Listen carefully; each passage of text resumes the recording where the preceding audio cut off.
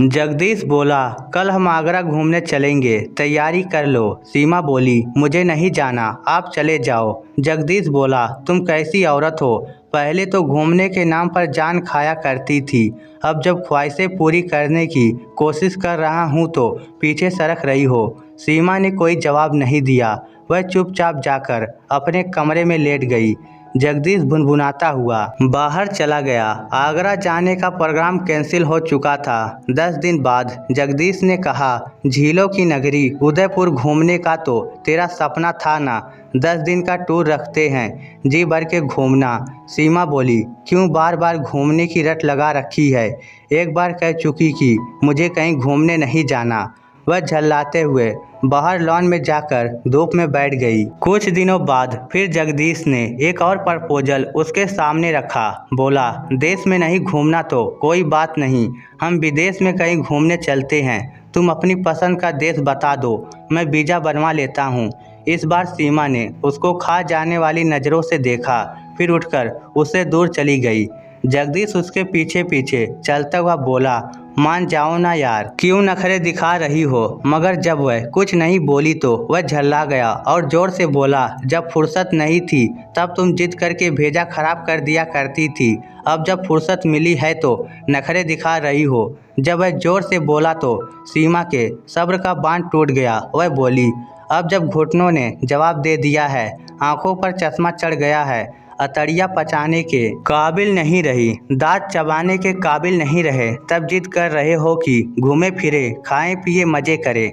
वह एक लंबा सांस लेकर आगे बोली, अरे मूर्ख इंसान, जिंदगी जीने के दिन तुमने आवश्यकता से ज़्यादा कमाने में गुजार दिए, अब जब बुढ़ापा आ गया है तो सैर सपाटे की सूझ रही है।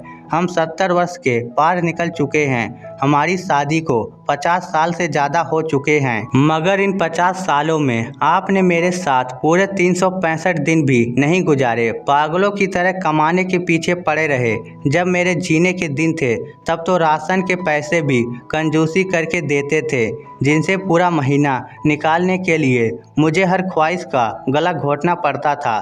खुद का ही नहीं, बच्चे की छोटी छोटी ख्वाहिशें भी मैं पूरी नहीं कर पाती थी। जहाँ तुम्हारा घर था वहाँ तो तुम रहे ही नहीं, बस दूसरे शहरों में रहकर बैंक बैलेंस बढ़ाते रहे। साल में 4 दिन हमारे साथ गुजारते थे और 361 दिन बाहर। तुम लाखों महीने के कमाते थे, मगर घर खर्च के लिए कभी 5,000 रुपये महीने से ज़्यादा नहीं भेजे। जगदीश बोला, माफ़ कर दे, मैं पैसे जमा करने के चक्कर में सब कुछ भूल गया था। सीमा बोली, कैसे माफ़ कर दूं, तुमने मेरी ज़िंदगी खराब कर दी। ना जाने कितनी रातें मैंने आंखों में गुजारी है, कितनी बार रो रो कर मैं तुम्हारे सामने मिन्नतें किया करती थी कि कुछ दिन घर में भी रहा करो या फिर हमें भी अपने साथ ले चलो, मगर उस वक्त तो तुमने मेरी एक ना सुनी थी। जगदीश सर झुकाकर बैठा था और वह बोले जा रही थी, ले देकर भगवान ने एक बेटा दिया था, मगर वह भी तुम्हारी आदतों के कारण पत्नी बच्चों को लेकर दूसरे शहर में जाकर बस गया है। वह भी तुम्हारे सामने कितना गिड़गिड़ाया था कि पापा कुछ पैसे दे दो, धंधा शुरू करना है, मगर तुमने उससे भी एक ढेला नहीं दिया। जब बेटा हाथ से निकल गया, पत्नी ढेरों बीमारियां लेकर जी रही है, तुम्हारा खुद का शरीर भी जवाब देने लगा है, तब तुम्हें याद आया कि अब पैसे खर्च करने चाहिए। जगदीश साहब, अब कोई फ़ायदा नहीं है, अब चिड़िया खेत चुग चुकी है, अब वहाँ बरसात करवाने से कुछ हासिल नहीं होगा। सीमा मंदिर में जाकर शाम की पूजा में लग गई। उधर जगदीश बदलती ज़िंदगी के बारे में सोच रहा था कि सारी उम्र पैसा इकट्ठे करने के नशे में गुजर गई, ज़िंदगी जीने की फुर्सत ही नहीं मिली।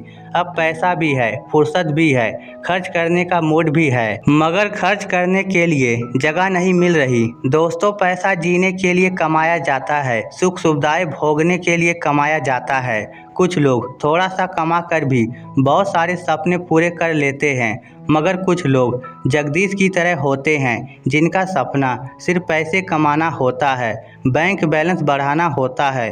वह ना खुद ज़िंदगी जी पाते हैं, ना अपने परिजनों को अच्छी ज़िंदगी दे पाते हैं। इसलिए याद रखिए, कमाने से फुर्सत कभी नहीं मिलेगी, फुर्सत तो निकालनी होगी, थोड़ा सा जीने के लिए, थोड़ा सा मुस्कुराने के लिए। वरना धन इकट्ठा करने का मोह निधन तक पीछा नहीं छोड़ेगा। इसीलिए खर्च करना सीखिए, पैसे भी और प्यार भी। इस स्टोरी को लेकर आपकी क्या राय है, नीचे कमेंट करके हमें ज़रूर बताइएगा। धन्यवाद।